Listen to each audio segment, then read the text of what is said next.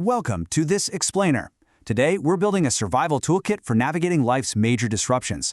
We're going to extract some pretty profound philosophical insights from three distinct literary narratives to answer one really big, uncomfortable question. What actually happens when the structures we build our entire lives around just collapse?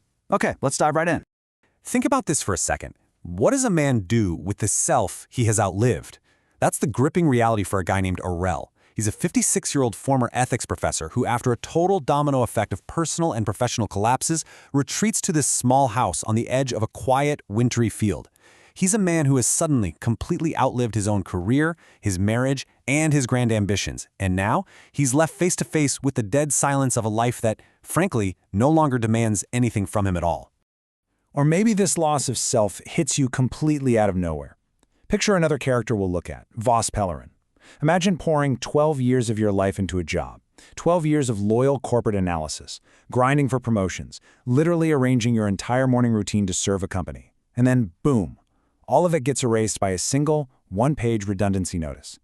For Voss, this one page is just a staggering injustice. It completely invalidates over a decade of his human effort in a matter of seconds. Literally one piece of paper. Section 1. When life interrupts you.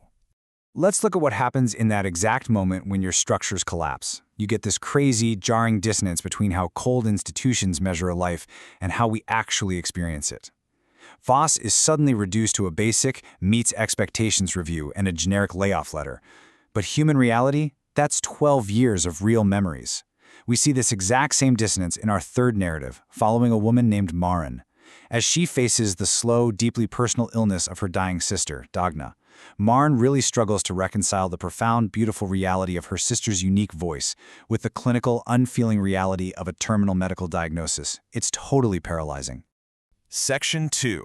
The bureaucracy of loss. So, in the immediate aftermath of shocks like these, what do? We inevitably try to navigate the maze using totally inadequate bureaucratic systems. We want forms, we want maps, we want a process to fix the unfixable. Just look at the absolute absurdity of Voss trying to appeal his job loss. He is forced into this maze-like HR process that is specifically designed to exhaust his anger. Step 1, lose your access credentials. Step 2, email an inbox that nobody actually checks. Step 3, wait weeks for a physical form. By the time he reaches the center of the maze, the institution basically just hopes he's too tired to care anymore. Maren does something similar, but honestly, it's far more heartbreaking. To cope with her sister's decline, she desperately starts drawing these intricate maps on the backs of envelopes. She maps the house, the garden, she even maps the days of the week, literally labeling Tuesday as difficult terrain. She's trying so hard to intellectually structure a tragedy that simply cannot be mapped. It's this brilliant but ultimately desperate attempt to turn profound grief into manageable geography. Section 3. Building your counter-archive. Eventually, you realize these systematic tools just aren't going to work. The HR forms won't save your career, and the hand-drawn maps won't save your sister, which leads to documenting your own truth. Voss starts writing in a red notebook. This becomes his counter-archive. He actively pushes back against the sterile corporate servers that reduced his entire existence to some meaningless alphanumeric string. In this notebook, he isn't an employee number, he's a 43-year-old guy having a beer with a friend, making his own coffee, and slowly realizing he actually exists outside of a corporate office. For Aurel, our ethics professor out in the winter field, this counter-archive looks a bit different. It takes the form of physical action. He finds deep purpose in simple, self-contained tasks that don't need to be graded or uploaded to some cloud server somewhere. He calls them complete acts. Making coffee manually, sitting on a log, just watching his neighbor's bees. These acts don't answer to a boss or a performance review. They answer only to the court of their own completion.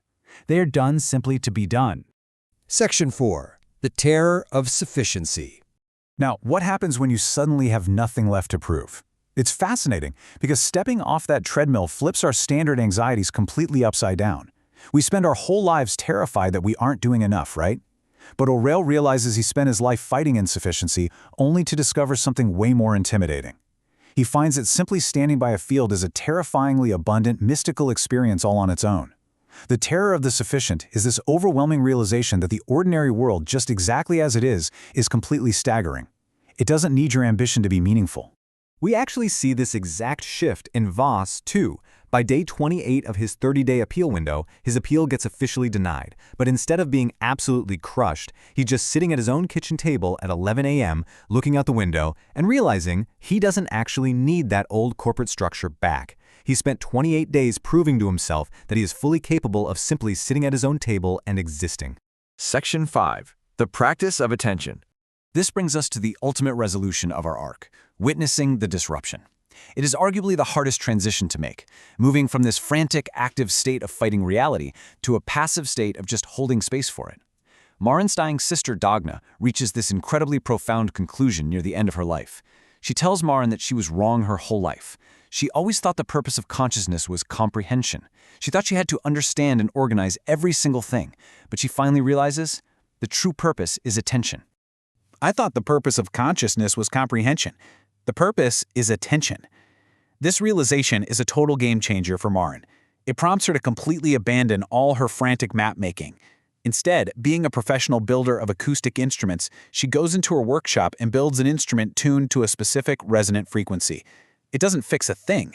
It merely resonates a soft tone and acknowledgement when two people speak in an unguarded, honest human register. It is literally the ultimate tool of attention. And you know, this deeply mirrors how Aurel views his overgrown, unkempt field.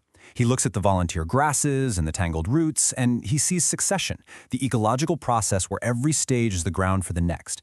Past failures, lost jobs, lost versions of ourselves, they're never wasted. They literally just become the soil for our current iteration. The loss itself is the ground of what comes next. Ultimately, whether you're facing a cold corporate redundancy like Voss, profound personal grief like Maren, or just the quiet collapse of your own ambitions like Aurel, the overarching goal is to achieve this active love of your fate, amor fati. It is absolutely not passive resignation. It's the active, brave embrace of the totality of your life. It's understanding that the disruption was entirely necessary to bring you to exactly where you are standing right now. So as you step back into your own unpredictable life today, I want you to ask yourself a few things. What structure have you outlived? What reality is just waiting for your quiet, undivided attention? Where is your field, and are you brave enough to simply raise a hand to it?